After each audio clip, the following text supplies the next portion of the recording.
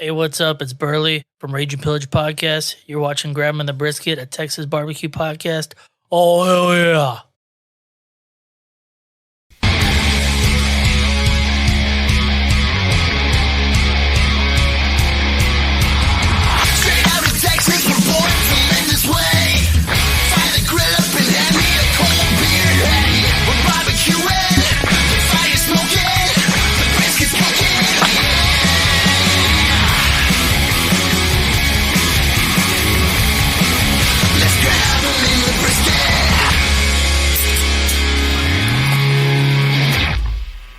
Hey, cheers, everybody. Hey, this is Grabbing the Brisket. Hey, we appreciate you guys tuning in and joining another one of our wonderful episodes that we got planned for you.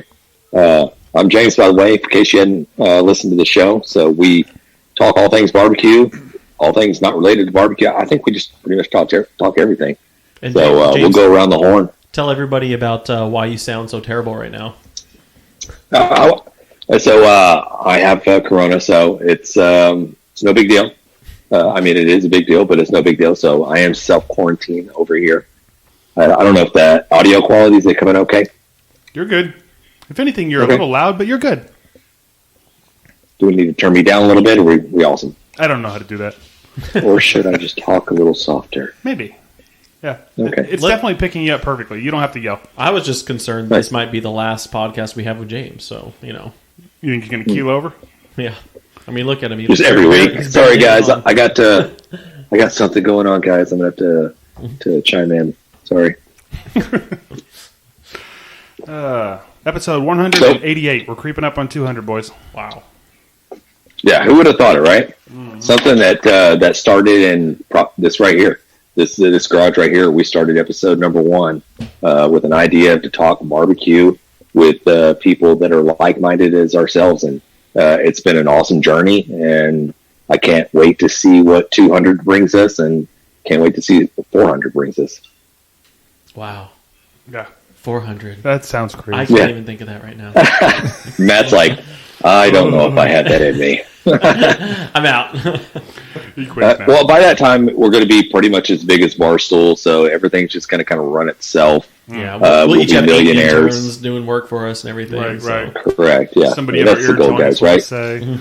I mean, we're not just doing this for free beer and free barbecue seasonings, right? No. We got into this to all be millionaires. That's why we're doing this podcast. I'm in it for free barbecue stuff. At least John's honest. That's why all the free stuff we get always ends up at his place. Yeah. This is true. Right. This is true. So, yeah, a little touch of the Corona kind of sucks. It's right before the weekend. I had plans to go out of town, so that's probably going to be put on hold. A little bit of a bummer, but I do get to sit around and drink a little beer and shoot a little shit with you guys. What do we have on the docket today? Well, I've got a whole bunch of stuff on our little intro thing here that I don't know what any of it means. So, okay. Well, one of them's queued up for Jan. Jan's not here. I don't know. Yeah, Jan. He's not here. So, and some of this stuff, and this is almost kind of like a what is it, Beer Fest, where the guys like they're sitting around drinking beer and they get totally obliterated and they go to the Beer Fest, and then when they try to go back again, they can't remember the way back because they're not drunk. So I usually write stuff down when I've been drinking because I know I won't remember stuff in the morning. And some of them are just off the wall, just weird. Like, I don't even know what I was thinking or saying. But one of them was Jan planning on choking out his Uber or / cab driver when he was in Vegas a couple of years ago. I don't remember. I was like, Jan, what's going on with that? But we'll get with him next week and talk about that. But I did see that. Hey, one of my favorite things right now on TikTok, and maybe he does this shit on Instagram or whatever. But Andrew Dice Clay, I don't know if you're following him on TikTok, but he does this funny bit where he just walks up to random strangers and he just like, hey, no, I saw you looking at me. Maybe I don't do pictures. I'm not doing pictures. I take a lot of pictures all the time. So. And they look at him clueless, like, who the hell are you? And he's like, it's okay. I know people run into famous people a lot. I just apologize. And he's the one approaching them. And then he does it at airports or just coffee shops, or he just finds random people and it's like, hey, yeah, you can have a picture if you want. And he just stares at them, and they're like, what? A picture of what? Yeah, and he has these like ridiculous, like probably like Elvis Presley, big giant glasses on, and he's got probably a beanie, and you can't really recognize him, but he just goes around unrecognized. People don't know him, but hey, I don't know why I find it hilarious, but I do. We should try to start doing that. We talked about doing that. Yeah. We I think it was me, James, and Jan talked about it. We did. We're a podcast. So that's coming soon. Stay tuned to our YouTube channel, because we did talk about maybe going into random Lowe's or Home Depots and just rolling up to people and go, hey, it's okay. I don't really do pictures, but if you want a picture, I will do a picture with you, and just see what they say. And we'll have somebody in the cut just videotaping it. And have somebody else come up and be like, holy shit, that's James. Yeah, that'd be awesome. Let's do that. Yeah. Then my anxiety will kick in. I'll be like, no, not happening. Yeah, exactly. Jan will do it. Jan would do it for sure. You start denying. You start denying that you are James. I'm not James. I'm not in the podcast. What are we talking about? Right. I keep waiting for that one moment where somebody just recognizes me, like, hey, you're that guy from that podcast, but I guess we just hadn't got there yet, guys. No. But hey, soon. Hey, in barbecue circles, Hey, we there are it is. there. We are there in barbecue circles. Oh, okay. I did make another note. I saw that the U.S. men's soccer team advanced to the knockout round. Not really up to terms with all this soccer knowledge, but I know it's a big deal. Yeah, I You guys follow it? Yeah, I know you have to bend it, right? What? Bend it like Beckham or something. Oh, right? You have to, like, Jesus Christ. All I know, kick it crooked. all I know is all the amazing chants that the U.S. fans have been having here. Have you heard all the ones they've been doing? Like they're all there and they're all chanting, "It's called soccer." Like, it's called soccer. I don't care about soccer. I don't really watch anything, but that might get me. Oh my god! Yeah, as if they hated America enough that they're like, we're trying to change the terminology to soccer. We really are the worst. Yeah. So another little tidbit before we moved on. I was watching a TikTok, and we probably come across the same TikToks, but one of them was talking about the movie National Lampoon's Vacation, not Vacation, but Christmas Vacation, aka. And the house next door to where the Griswold house was, where I guess Todd and Margot lived at, that was the same house that Roger Murtaugh lived in when he was in Lethal Weapon. Oh, How weird is that? The one where the toilet got I think blown they said up? even during production or something like that. I get a guy was talking about there was like a toilet out in the front yard that they had to remove. Nice. That's hilarious. Huh. I was going to ask you. I saw the little message. I didn't realize it was the one from Todd Margo.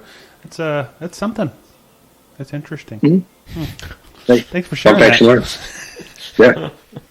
good Wealth of knowledge right there. Good contribution, John. Yeah. Let me turn Matt's mic off. Hang on. No. Okay, let's slide into the barbecue news, guys. It's the Hot Off the Grill Barbecue News, brought to you by the NBBQA and Barbecue News Magazine. I don't have a whole bunch. I just got one thing. The Champions Barbecue Alliance, I guess it's a growing, what do you call it, sanctioning body. I was going to say just Texas, but I think they're growing a little bit. They just had their yearly, I finished up their calendar year for whatever, and they announced their winners for the year. So I have a list. I don't know if I should read them all, but I guess I'll go through it. There's not that many. So for brisket, the top team was God's Country Barbecue. For pork, the top team was Bullhorn Barbecue. Hey. Yeah, Hey, we know that guy. Actually, second in pork was Lucky Charms, or LC Barbecue, Philip Reedon. Ribs was First Class Barbecue. Mm-hmm. We know that guy. Robert Smith. Mm-hmm. And then second in ribs actually was Bullhorn Barbecue again. First in chicken was Texas Sweet Heat Barbecue, followed by Natural Born Grillers and Bullhorn Barbecue again. And then the overall team was LC Barbecue, followed by Scooters Barbecue and Bullhorn Barbecue. Wow. Wow. So, Congratulations. Hey, congratulations to Robert Rocha and Philip Reedon and Robert Smith and all the other guys that got their names called in that. That's a pretty prestigious honor there. So, yeah, hats off to you guys. Yeah, that's pretty cool. I mean, when you think about it, like Scooters, he wasn't on any of the top 3 for the other ones, but he must have been like right there in all of them because he got second overall. I don't know that guy over at Scooters, but congrats, that's cool. Yeah, awesome. That's all I got. So I guess I got to do that number right there. I was waiting for it. There it is. That means carry on, folks. Carry on. Yeah, that's going. So we're continuing our brisket talk. We're going to talk a little bit about how to select briskets, a few tips on how to select, maybe a few tips on how not to select a brisket, because I know there's a lot of information that floats around the internet where it's like it's like their grandpa taught them how to do something, right, or they learned it from their dad or their uncle. Like if you spin a quarter on top of the brisket, then it's like a really tender brisket. I just made that up, but right. I mean, some people are out there like that. Bend it like a taco. Yeah, the bend it one. It's like that's the one. It's like, yeah, I guess it could, but no, I don't go by that rule. And I've had pretty good success in selecting briskets, and it all depends on really how much money you want to spend, because really the selection, when you go into the grocery store, they're going to give you probably 3 options, and it's going to be the select, the choice, and the prime.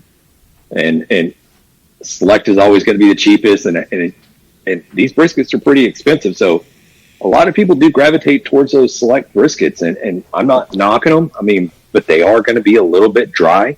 They really don't have a lot of muscular fat going in between the muscle fibers. So that's where we'll start right now. We'll talk a little bit about the grading system that the USDA does when they grade beef.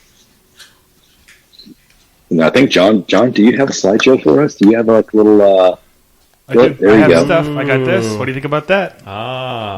So those of you that are only listening, if you are watching us on YouTube, you'll be able to see this cool stuff. It's a little pyramid that shows all the grading for USDA. Yeah, so you see right at the very top, USDA Prime. Those are the ones we try to go at, but as you can see, it's only like 3% of the market of the briskets that are out there for you to get. So USDA choice is great if you can get it certified Angus beef. The upper, I think they go the upper 2/3 choice, and then there's regular choice. Below that, I mean, I don't know if you really want to get into that run. But again, it's all about what you're going to do. If you're going to make chalk beef out of this, then yeah, I mean, why not go for a little bit lesser quality and a little bit more easier on your pocketbook. Or if it's me just making it for my kids, I'm probably going to grab a select or a choice or something like. Right. Yeah. I'm not buying a prime just for And honestly, you can find some that look pretty good and can come out pretty good. Mm-hmm. Yeah, it's like little Luke is not going to be like just toss his plate up and just go, this is straight up dry. There's not enough marbling in here, Dad. Right. Garbage. Where's the barbecue sauce? Right. That's drawing the line. Get out of my house. Puts ketchup on it. Yeah. Your bags are packed. But this chart is kind of funny to me because 3% of the cow that they mark out there or they put out there, they say roughly 3% is prime. But you always see a lot of primes with a lot of the choices and the selects at grocery store. And I know a lot of restaurants, they use prime all the time. So it's like, how can all these restaurants in this country, along with every H-E-B and every grocery store, have prime briskets when there's only 3% of the cattle out there that's really designated as prime? That kind of threw me off a little bit. Honestly, I think part of that is that we're shopping at H-E-B. When I go over to Kroger, I don't ever see prime. When I go to Walmart, I never see prime. I don't even see choice usually at Walmart. It's just select or stuff that's not even graded. So I think it's because we're shopping at a really good store. We're not sponsored by H-E-B, but we should be because we love their shit. Yeah. And maybe I'm a little jaded too as well because we do live in Texas and we do have briskets pretty much at any store that you stop at. You can get a brisket. I know we had our buddy Travis. He contacted me. I forget where he moved, whether it was like Mississippi or somewhere in that region. And he's like, man, can you give me a place where I can get a brisket at? Because it's just non-existent where he's at. And when he does find them, there's no good briskets. They're all just bottom the barrel select or maybe just bottom choice. Yeah. So, I think we answered your question there, James. Yeah, they're all in Texas. Yep, correct. Yeah, and I guess USDA, they don't recognize like Wagyu or anything like that, right? But if they did, it would be right up at the tip top up there. Yeah, what do you like? Correct. And there is you don't see on this list, but there is another rung below USDA select, and that's usually beef that probably gets like canned, or it gets processed as like maybe dog food or something like that. Or maybe it's like the kind of steaks they sell at the Dollar Tree. It's like meat glued together. Right. Yeah, there's a term for it. I can't remember what the hell it is, but Hot dogs. I don't remember. Yeah.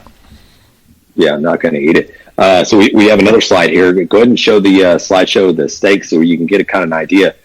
Most, I say most, we learned a while back, and I don't know if it was Jess Piles that taught us that every cow is graded off of its prime rib. It's ribeye. I'm sorry. Right. It's ribeye steak. So they'll cut that ribeye open and they'll look at the marbling, and they have a chart that's probably like this right here, where it gives you the marbleization, and they can tell you where they can grade this beef into. Right, and it's not even just like any. It's like a certain between rib number 7 and 8 or some shit like that. It's always the same exact spot that they check on every cow. That is correct. Yeah. Cool.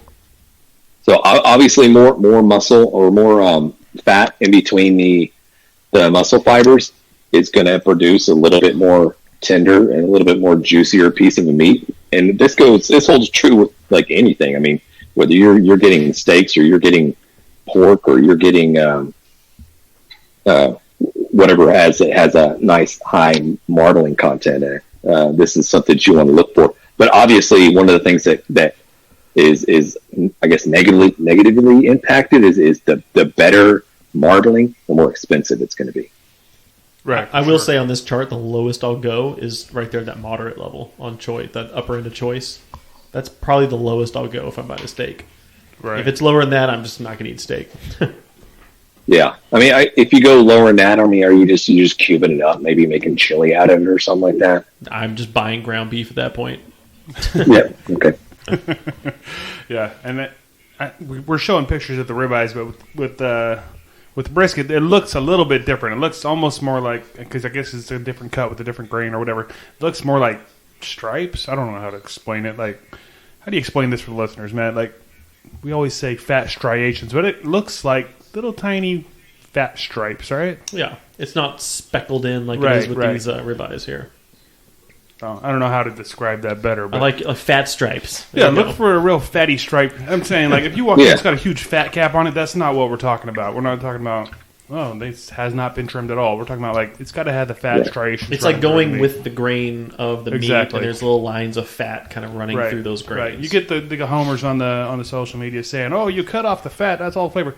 No, that's not where the flavor. The flavor is in the fat striations in the meat. That's what you're looking for. Yeah. So once you determine, okay, where your pocketbook will line you up with, so say you just go with the choice brisket. Usually we do a lot of choice briskets as well, because we don't want to pay $100 for a brisket. But so once you determine that, I guess the next step is, how do you pick a brisket out? Like you got 30 of them or you got 10 of them in that case. You're going to go marbleization first. After that, where do you guys go? For me, I'm looking at the thickness. I don't want one like, there's some that I've seen that have been super marbled. I'm like, oh, this is nice, and then you pick it up. The flat's and, like this. Yeah, the flat gets I've down seen to that. about a quarter of an inch, and it's all fat. I'm like, once you trim this thing, there's not going to be anything left, and the part that is left is just going to burn because it's not going to be. You need one that's like pretty even, right, from one end of the flat to the other. The point's going to be a little bigger. It's just the way it works, but you want that flat to be pretty evenly thick. The thicker, the better, honestly. Yeah. Do y'all like looking at the ones that are already pre-trimmed, or do you just completely avoid those? I look at them, and if there's a good deal on them, I'll sometimes get them, but I just prefer to trim it myself. I don't mind a trimmed one. Yeah. If it's trimmed, then I can see, because if it's trimmed, you can really tell, like, is this thing got, is it going to be thick? Is it going to be the same all the way through? Sometimes when they're not trimmed, it's harder to tell which part of it's fat and which part of it's going to be actually meat. But, yeah, for the most part, I do the ones that are not trimmed, but I'll look at the trimmed ones. I'll do some Yeah, window shopping. one of the drawbacks of getting a trim brisket is that you're pretty much just leaving it up to that butcher that trimmed it. So it may look pretty in that crown back patch, but once you open it up, I mean, there could be a big gash right down the middle that's all hidden. So, but that goes with any briskets.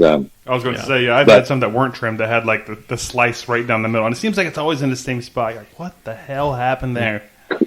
Correct. Yeah, somebody wasn't paying attention or something at the old butcher school. I will say that if you decide to go the route of trimming it, I do that all the time. Very rarely do I get the briskets that are already kind of pre-trimmed.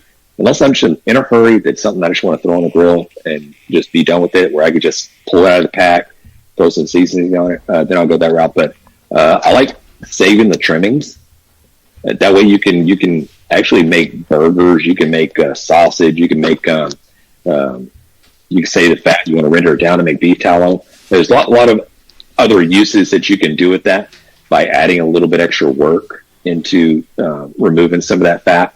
Also, you're going to spend a little bit of money getting a pre-trimmed brisket. They put their little markup on it as well. You got to pay for That's that true. labor. That's true.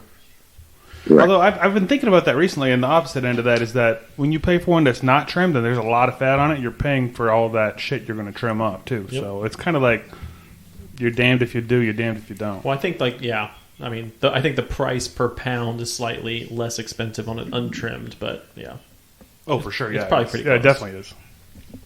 Yeah. Do you guys ever think that we'll get back down to just a normal, I don't know, we'll just say $2 a pound for brisket? Nah, it's been high for too long. For select, maybe. Yeah. It's one of those deals where and I think it goes pretty much anything across the economic market. It's like once they elevate that price up so high, everybody gets accustomed to it, and then that becomes the norm. Right, Yeah. that's the new normal. And then they'll jack it up from there, and they go, "Oh man, okay, hey, look at that, we dropped it back down to $3." You guys are welcome. Right, exactly. Yeah, It's messed up. like one of those hats. I got to get one of those hats that says like "Make brisket $1.98 again." Yeah, that'll happen when gas goes back down to under $1. Right. Yeah. Okay, so we got a diagram here. Yeah, just in case anybody wanted to know where the brisket was on the cow, that's a picture of where the brisket is. It's right in the chesticle region Yeah. there. Alex, you want to explain to the listeners that can't see the diagram what we're looking at here? I guess you'd say bottom front corner. I don't know that one. Is that stage front or like Stage left. Yeah. Yeah, no. It's a chesticle. Chesticle works. That's towards the front of the cow. Yeah, it's basically the chest muscle, right? The pectoral. Well, help me with this, James. What is the plate? I don't think I've ever seen a plate steak. Plate ribs. I've never Beef seen ribs? them. Oh, that's what it's They're called. Yeah, it's a plate. Well, they got the rib up there. Yeah, but it's the same. I've It's just plate ribs. I've never been to the grocery store and seen plate on anything. They're not like the dino ribs. A lot of times those are plate ribs. Yeah, those are plate ribs. I probably don't see I don't know it. why That's out of my price range. I'm not seeing the dino ribs. Right. Right. So yeah, every cow has 2 briskets. So that's I think we talked about previously on one of these past episodes where Aaron Franklin was going through like 140 or 150 briskets a day. And he only buys the left. Right. Remember that was a big deal? Like, oh, we got to buy left briskets instead of right briskets. Because they're Right. saying all cows laid on one side. Yeah. Right. It's completely Correct, yeah. false. Yeah. Stupid. Right. Yeah, and I'll give a shout out to my buddy Dusty. He owns cattle, and he knows a lot of places up there in the Grange that have cattle as well. And he drives around and looks and sees which side of which side they're laying on. And he's like, man, I mean, I think he first he was like, oh, there's a lot leaning on its left side, and they get up on their right, and then I don't know, the next day it's different. So yeah, there's no rhyme or reason. It goes back to the whole folding a brisket. If you could fold it end to end, it's going to be a tender brisket. You got a lot of people out there that will only buy left side briskets or right side briskets because they swear it's that's the best. Yeah. So you roll into the brisket section and you find the one that, it looks good or whatever, but it's got a lot of like juice in there, like that pink juice. People would say, it's blood, but it's just the myoglobin. It's like melted and there's like a lot of it in there. What does that mean? That means the brisket was probably previously frozen. And we learned this a long time ago, and I keep bringing up Jess Piles, but we learned when the meat freezes, it kind of contracts, and then when it thaws out, it kind of expands, and all the ice crystals go in there as it's forming, and as I guess it defrosts. It just kind of, I don't know if it's like tearing the meat or shredding the meat or does something to the meat that really just doesn't make it its best quality. Does that make sense? I'm not saying it's going to be the super dry or if it's going to be super tough. It's just not the best quality. Is it a texture thing more than anything else? It could be a texture thing. And I think this lends itself on all proteins. Like if you see a bunch of liquid pooling, whether it's pork, ribs, or beef brisket, good chances it might have been previously frozen. This is, it's kind of related. I've never seen this on a brisket, but I just noticed this today at the store, and I've seen it before. Not really brisket related again, but I wanted to ask you guys because I don't really know what it means. Sometimes you see like the packs of like chicken, and it's like blown up looking, like it's like inflated looking. You know what I'm talking about? Right. What the hell does that? I never buy those because I'm like, there's something wrong with that one. But what does that mean? Do you know, or we need to reach out to Jess Prowls and ask her? Well, I think there's probably bacteria that's already started to build up, and as you know, like bacteria when it starts feeding and reproducing and does all its little thing that it does produce some type of gas, and it will swell up if it's in a bag or something like that. That's what I thought. So that could be a telltale sign. Like that's not probably a really piece of meat that you probably want to go towards. You want to probably just like steer clear of that. Also, and I'm not saying all grocery stores or butcher shops or places do this, but sometimes you get pre-seasoned meat. Sometimes it's due to maybe they're wanting to cover up a little discolorization. Oh, 100%. That's something that might not be bad, but something like, okay, we got to put a for sale, like markdown stickers, sell today type stuff on it. So you throw a little red coloring on there, a little red seasoning to make it pop, and you got to cook it that day. Yeah. Only place I'll buy pre-seasoned meat is a Mexican meat market. I'm not getting anywhere else. Yeah. I used to. You guys see? But yeah. Do you guys see Jess Piles doing this? Whatever that dish is, it's almost like a beef tartare. Oh, I did see this. Yeah. Have you ever tried anything like that? Nope. It's got. I guess it's like a ceviche type deal, but with beef. Yeah, it's like a beef dip or something. She called it. It's like a. Yeah. Oh, I did see that. It's like ceviche, but with beef. She said it had to be super duper fresh, obviously. Yeah. Yeah, I would try it, I guess, if I watched somebody make it that I trusted, like her. If she had me over and I'm standing next to her island, whatever, and we're drinking Lone Stars and she's making this shit, I'll probably try it. No, I'm out. Yeah. But I don't know, man. Like that makes me nervous. Wait, so is it raw? Like what's going on? It's literally no, it's raw. Yeah.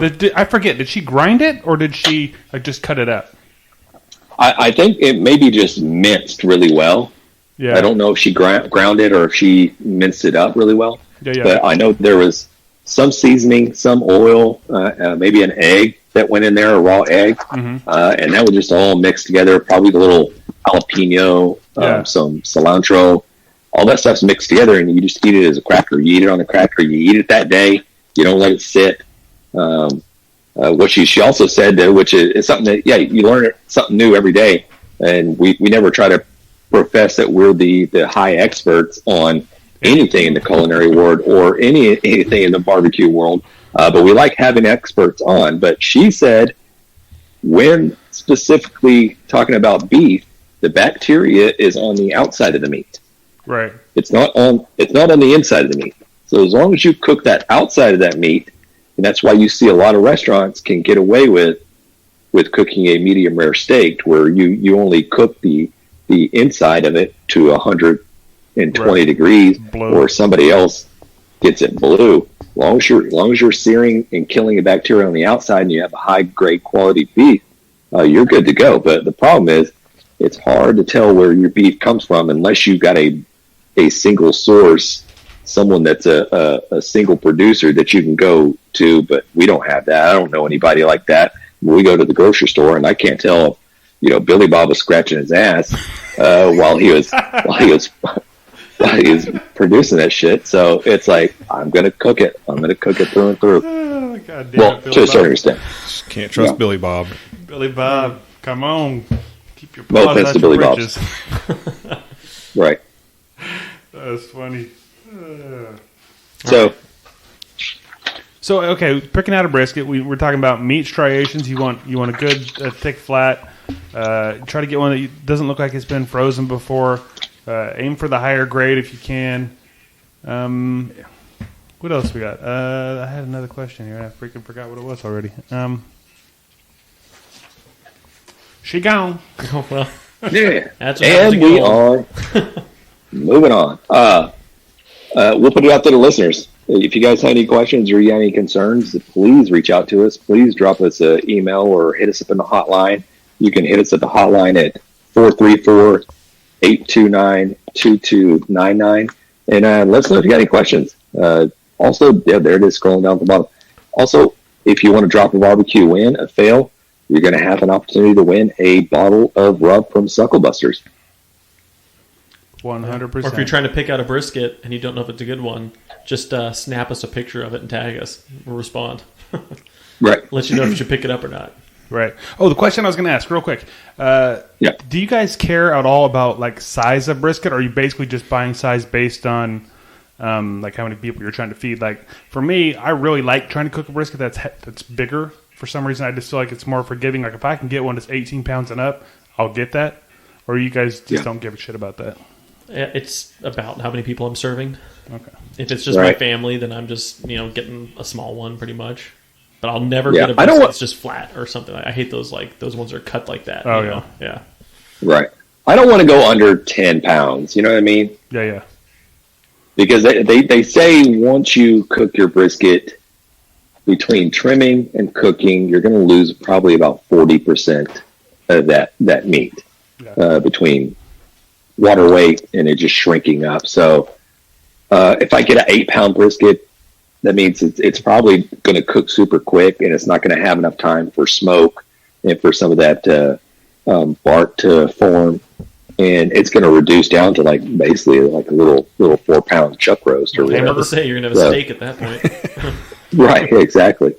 So, 12 pounds. They usually look about 12 to 15 pounds. If you're feeding a lot more people, definitely go for the larger. There was always that train of thought for large briskets that you don't want to go for too large for briskets because they tend to come from older steers. Oh, I see. And so they could be a little bit tougher. But again, all these scientists out there, Right. Barbecue scientists or whatever you want to call them. I mean, they got What'd their your 2 papa cents. say? So, right, exactly. Okay.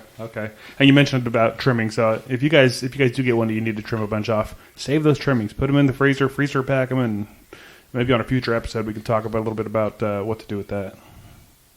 Yeah, love it. So you had another list you wanted to go into? Well, I had a small, tiny list talking about. I know the holiday season's approaching pretty quickly, and everybody's out there trying to figure out what to get their what they want for Christmas or what they want to get their significant other for Christmas. Obviously, this list is more geared towards people in the cooking and barbecue world, but I'm sure everybody could use some of these products here. So I had a few. I know, John, you wrote down a big list too. Mm-hmm. I'll go over one. Those Drip Easy, what is it called? The Drip Easy barbecue tubs. Mm-hmm. Those things are pretty badass. They're like the giant collapsible tubs. And so you want to expand it open. You put something in there like your brisket or whatever, season it up. And I think it collapses down 2 rungs. Mm-hmm. Or you can collapse it down all the way. Yeah, you can make it all the way to a cutting board. Correct. Yeah. And basically the bottom is kind of a cutting board, right? Yeah, that's what it's designed. Yeah, you can trim your brisket or trim whatever it is, pop it up, season it. Want to brine it in there, you can do that too. It's got a lid. Those things are pretty cool. Actually, I have one in our barbecue closet that we have yet to pull out and play with. So John's always got the cool toys over there. Dibs, taking it.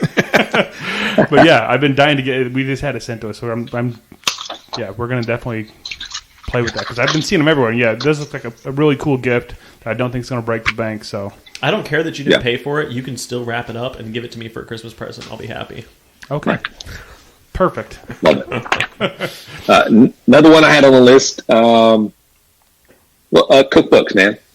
Those are always great sources of information for everybody, and a lot of barbecue chefs and pit masters have their own cookbook. So if you got somebody out there that you're a fan of, go check out a cookbook. I wrote down a couple.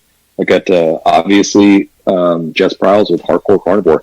Check out her book. She's got a ton of like killer recipes in there. A lot of them are I wouldn't say kind of Tex-Mex oriented, but there's definitely a lot of flavor, spice going on in some of the recipes.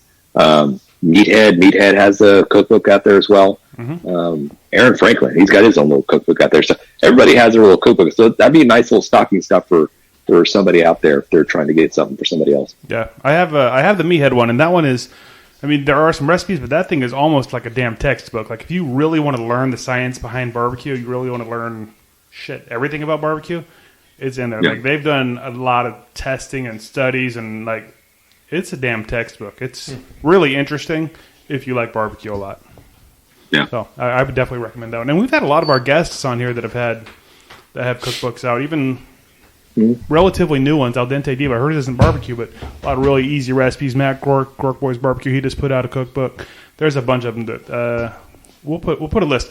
Our list we're talking about here, I'm going to put a post up on our website that's going to have, we're just touching on a few things. We're going to have an extensive list, so go check it out. And then once you're like, yeah, I like this, go ahead and send it to your wife or your husband or whoever it is going to be shopping for you, and they can get the hookup. So I'm going to have links in there and everything for them to find it. It's going to be really cool.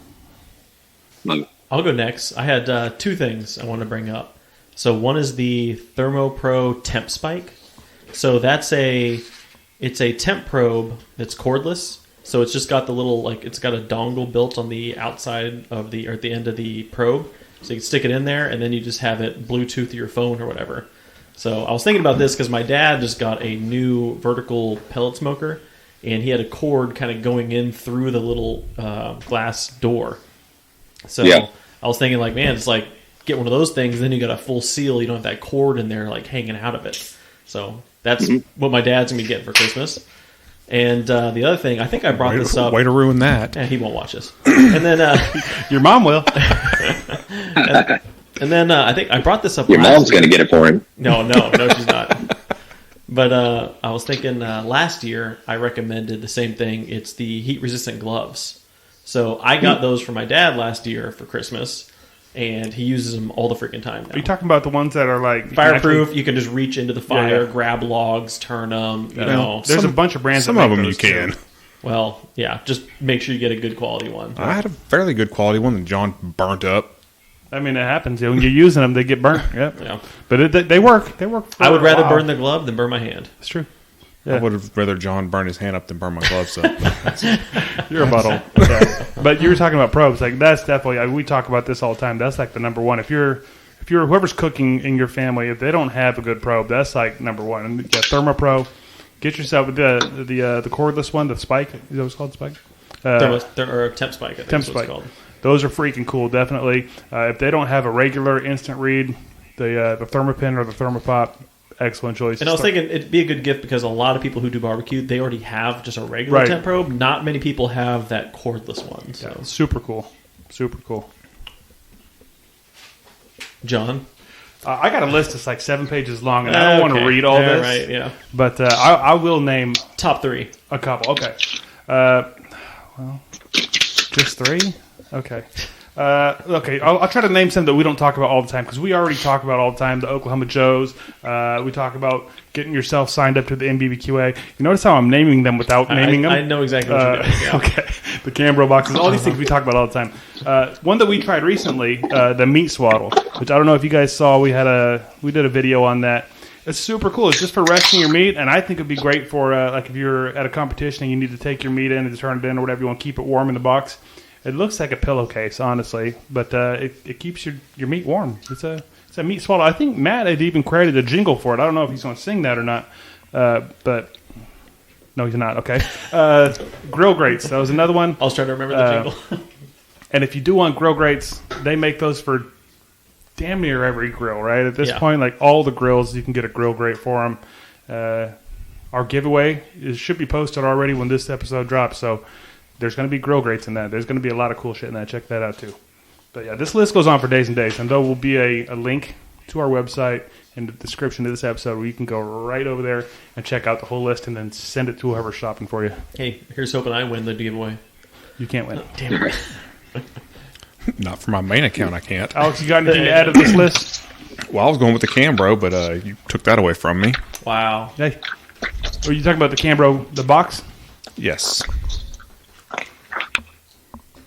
All right. Okay. I think it's a good time to pay some sponsors. Yeah. Let's Pay some sponsors. Let them pay us. That's not how sponsorships That's work. why we're not making any damn money. Okay, yeah. Let's go pay some bills and let's hear from one of our friends in the Odd Pods Media Network. By Oklahoma Joe's new Ryder Deluxe pellet grills. Since the company's humble beginnings in 1987, Oklahoma Joe has helped those who appreciate the process and the craft of smoking. What began with Joe Davidson, a member of the Barbecue Hall of Fame, and a dozen hand-built smokers at the Oklahoma State Fair over 30 years ago, has since forged an Oklahoma Joe's brand that builds some of the most sought-after smokers. Oklahoma Joe has a proud history of creating uncompromising smokers and grills with carefully crafted design, and the newest generation of the popular Ryder Series pellet grills carries on this tradition. The new features in the Oklahoma Joe's Ryder Deluxe pellet grills include a Pit Control 2.0 system that delivers the category's first dual-sensor temperature control. Fire-focused dual-sensor feedback optimizes temperature control based on selected cooking styles, low and slow smoking, or high-heat grilling. A power feed system that boasts the high-torque auger motor that powers through pellets for incredible power and performance. The new Ryder Deluxe series builds on several popular features, including smoke and sear modes, which features an impressive temperature range that runs from 200 degrees Fahrenheit to a searing hot 650 degrees Fahrenheit, and a 20-pound quick-draw hopper that allows unused pellets to be drained in seconds for simple storage, removal, and swapping of pellet flavors. Guys, if you want to find out more information about the new Ryder Deluxe series pellet grills from Oklahoma Joe, check out the Oklahoma Joe's website, and the link is in our description in the bio, and that's oklahomajoe.com.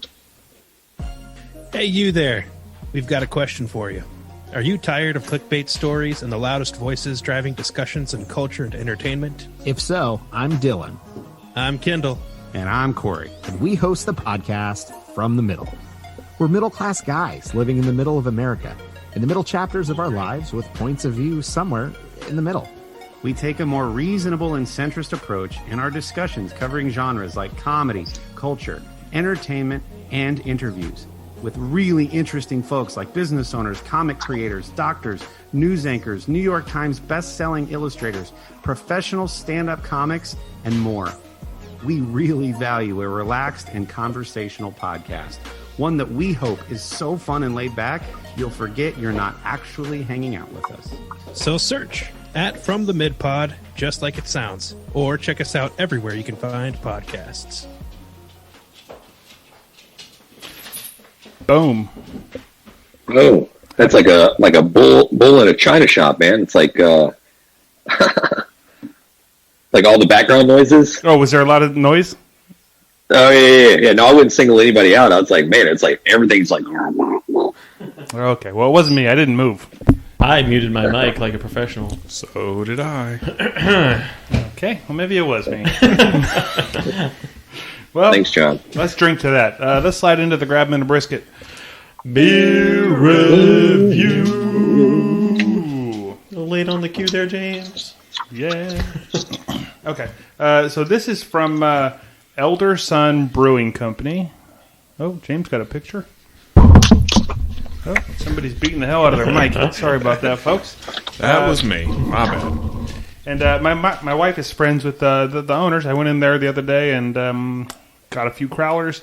This is one that I guess they do every year. This is Yippie-Ki Christmas Ale, 5.8%.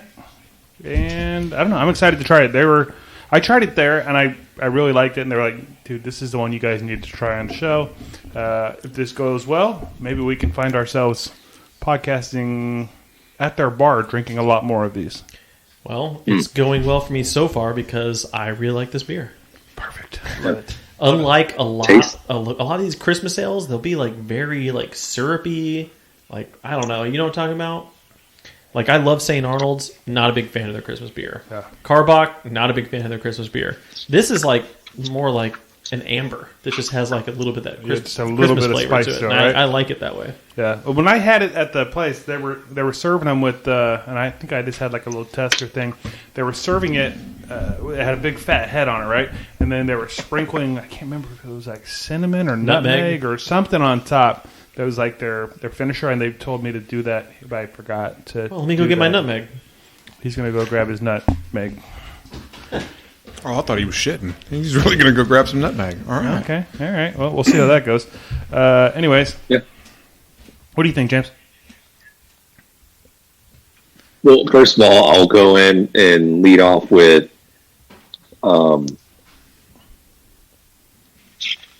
sorry, give me 1 second. Look at my notes here.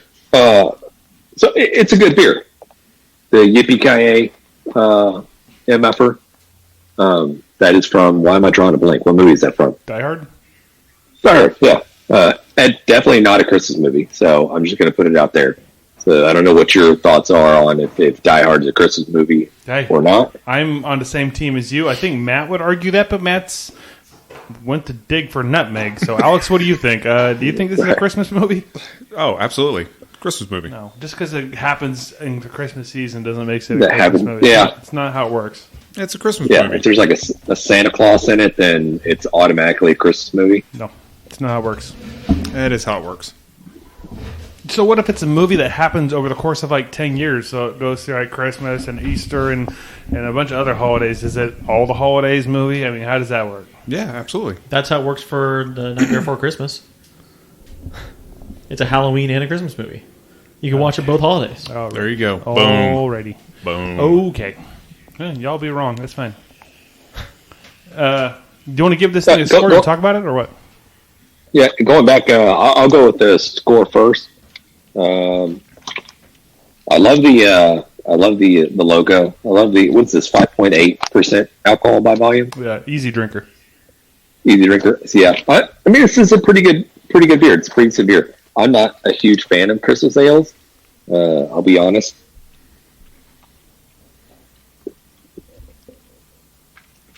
There's nothing there that it's a little bit of a bitter back end note, but there's nothing there that I don't hate.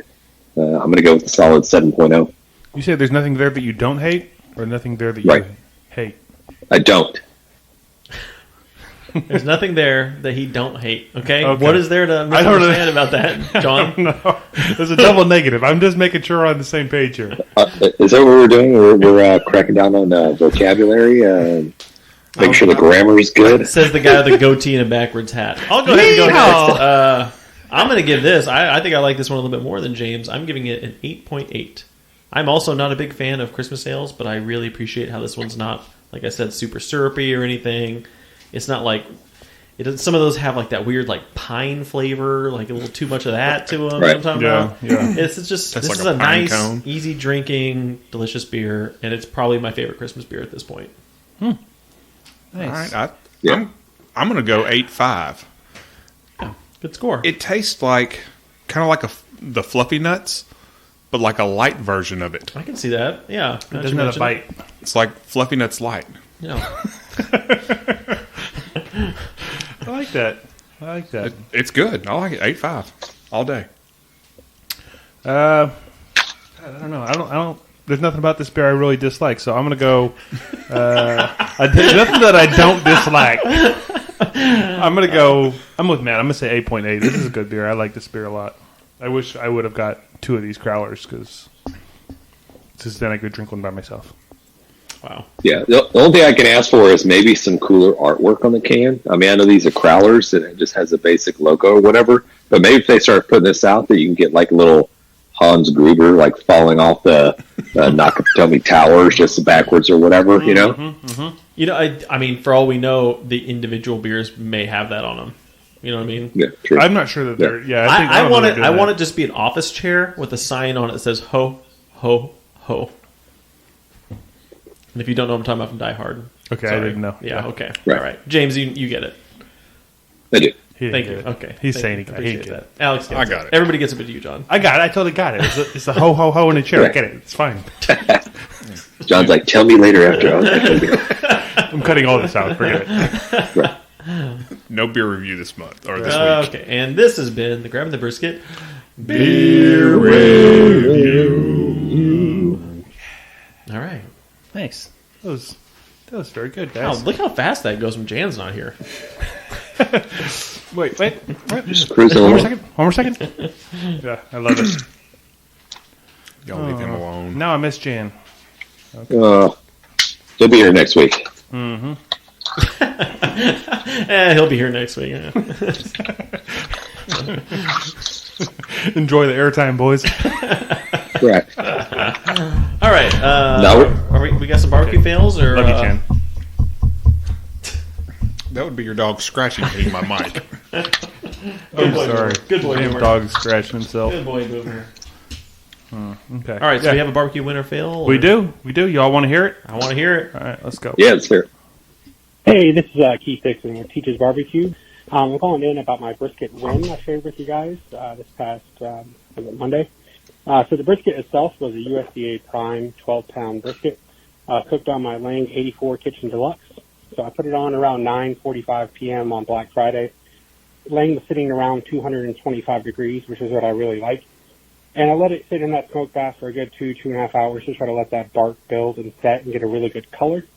Then after that 2.5 hour mark, I took a spray bottle with beef consomme and water mixture and sprayed about every hour just to help it kind of keep it moist. And then I basically wrapped on color and pretty much feel of it.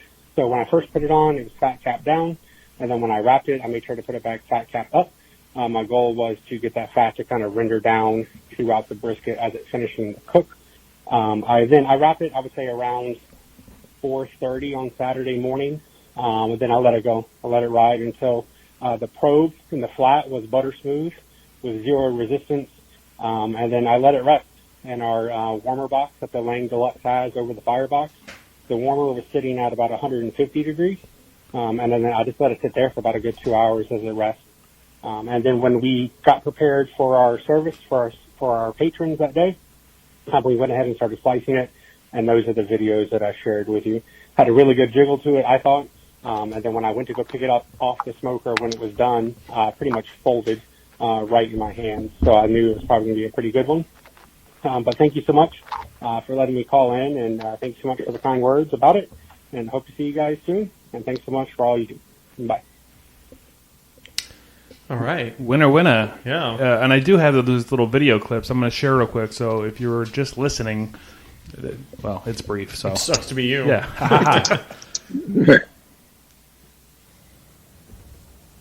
Ooh, look at that jiggle.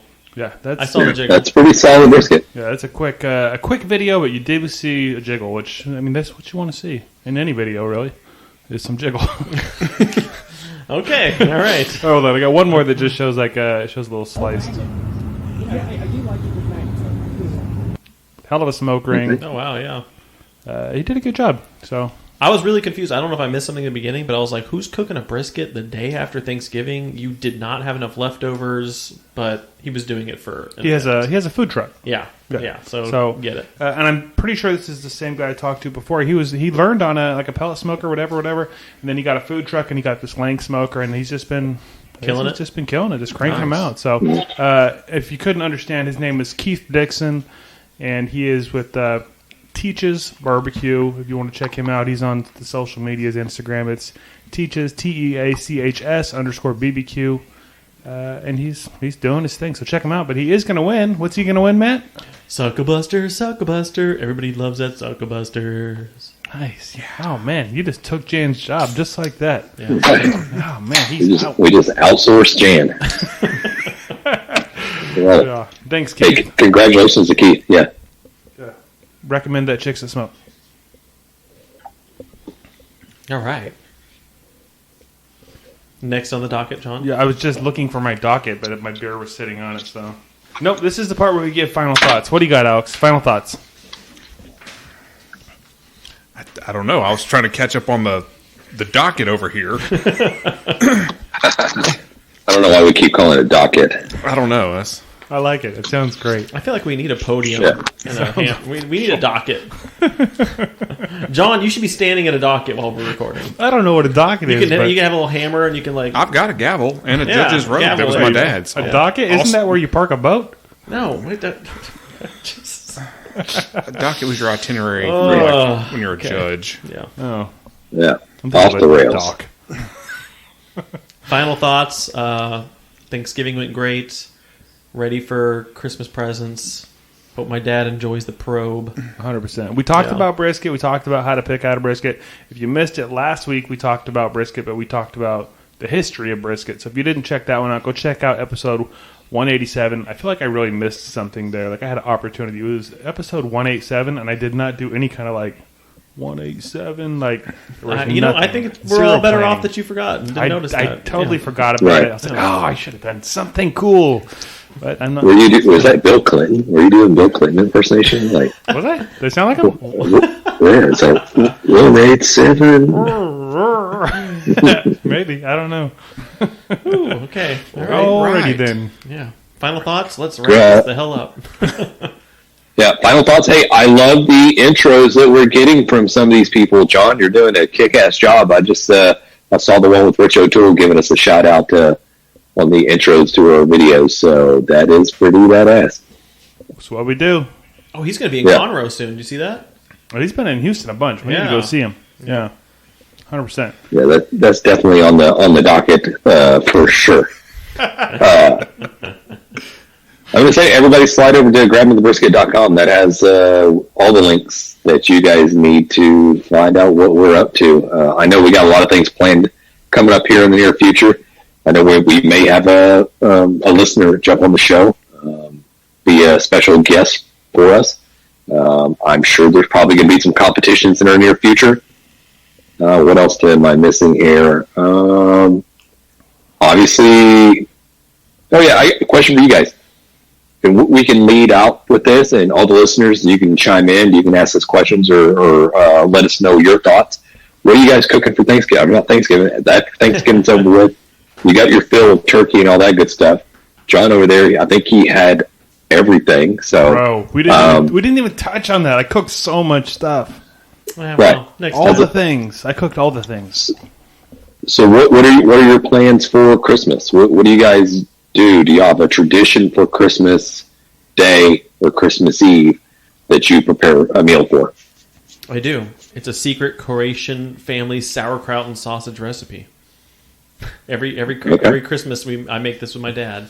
So that's my plan. That I'm actually probably sounds not going to good. be barbecuing anything. And if you does don't like sound good. sauerkraut, you would probably like it because we wash the sauerkraut in the sink until all that pickly souriness is out of it, and it just end up with the cabbage.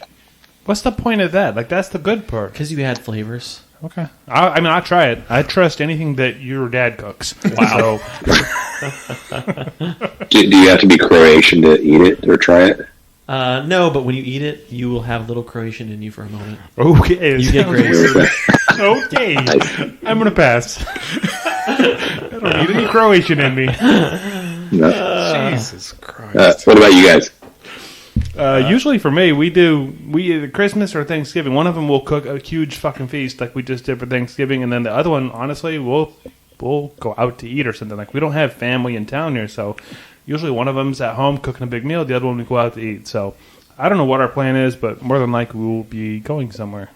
I thought we were kind of like your family, but okay. We kind of are, but Fine. No, yeah, whatever. I didn't get an invite, so I guess I don't know how to play that. So I'm probably going to smoke a brisket for Christmas. Well, for Leslie's There it family. It won't be on Christmas Day. Oh, I'm talking about. those poor souls. Hey. It's not very nice. All right. Enjoy your sauerkraut. Well, I'll go ahead and say, gentlemen, it's been a pleasure talking barbecue with you guys. I really enjoyed it. Peace. Thanks, everybody. We've been great. Dang it, Bobby. Just grab the brisket. We'd like to give a special thanks to Sucklebusters Barbecue Rubs and Sauces, Bolner's Fiesta Spices, CoolieNation Custom Koozies, Cambro Manufacturing, YETI Coolers, the Smoke Sheep Barbecue Newsletter, and Dalstrong Knives. We definitely appreciate your support.